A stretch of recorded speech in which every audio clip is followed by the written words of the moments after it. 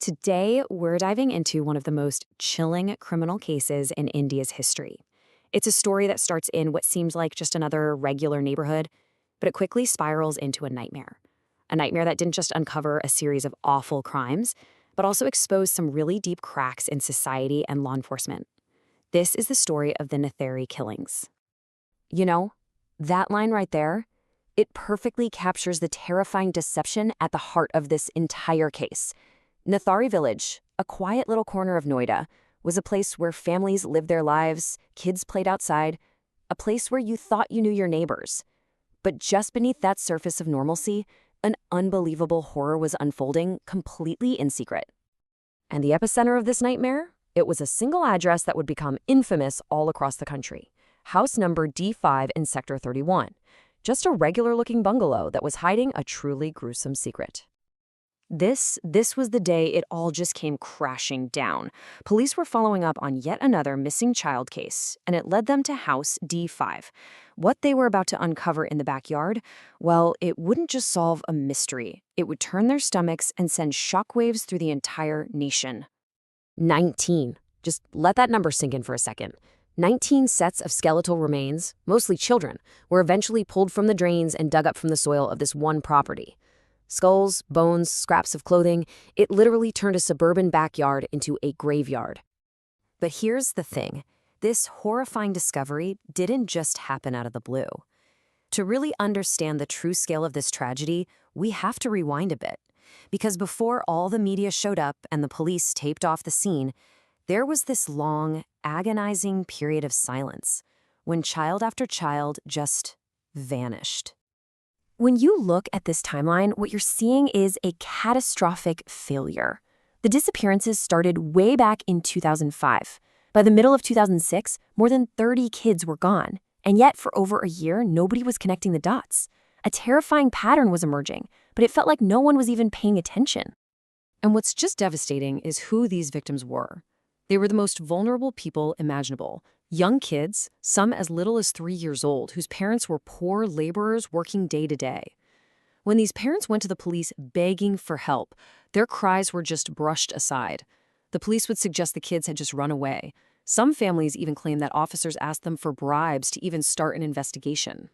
So when the arrests were finally made, two very different figures emerged from House D5. And this created a narrative that was just as confusing as it was disturbing. A wealthy master and his live-in servant. The whole investigation really boiled down to two men. On one side, you have Mohinder Singh Pandher, a rich, educated businessman, and on the other, his domestic servant, Surinder Kohli.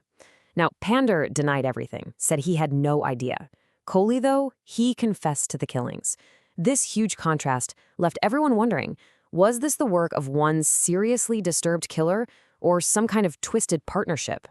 Kohli's confession was, it was the stuff of actual nightmares.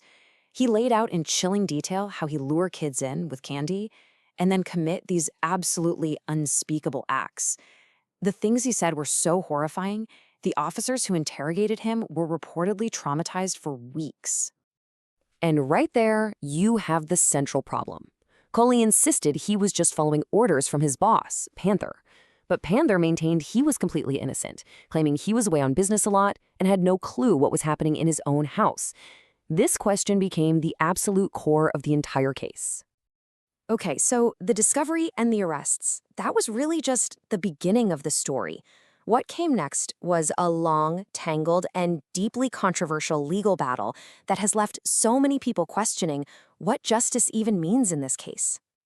The public outrage was just immense. People were furious, and it was so obvious that the local police had failed spectacularly, so the case was taken away from them. It was handed over to the CBI, India's top federal investigative agency, with the hope that they could finally deliver some clear answers and, more importantly, some justice.